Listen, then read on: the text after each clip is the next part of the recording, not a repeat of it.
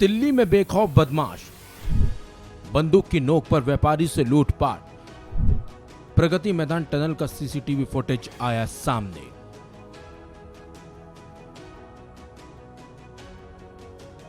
पहले कार को बाइक सवारों ने घेरा, इसके बाद बंदूक की नोक पर कार का दरवाजा खुलवाया और फिर बैग लेकर हो गए फरार। ये सीसीटीवी फुटेज देश की राजधानी दिल्ली का है, जहां की सुरक्षा व्यवस्था में 24 घंटे पुलिस के जवान तैनात रहते हैं।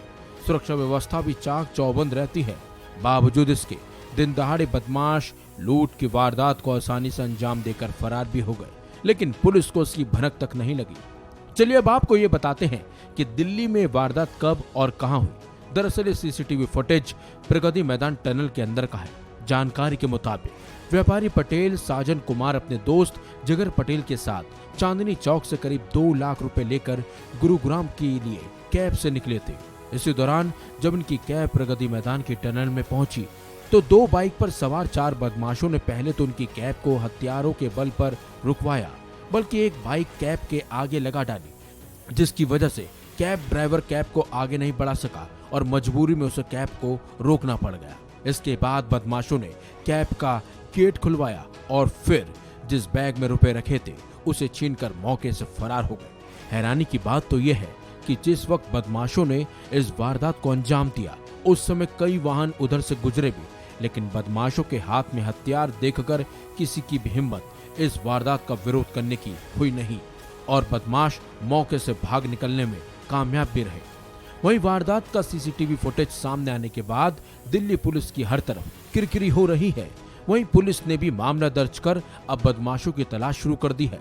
पुलिस को शक है कि लूट की इस वारदात के लिए किसी ने बदमाशों को इनपुट दिया था, यानी कि रेकी कर इस वारदात को अंजाम दिया गया है। वहीं पुलिस ने आरोपियों को पकड़ने के लिए अलग अलग 4 टीमों का गठन भी कर दिया है, जबकि अब इस मामले में राजनीति भी शुरू हो गई है। दिल्ली के मुख्यमंत्री अरविंद केजरीवाल ने ट्वीट कर उपराज्यपाल पर हमला बोलते हुए उनके इस्तीफे की मांग की है। साथ ही अरविंद केजरीवाल ने कहा, एलजी को इस्तीफा देना चाहिए।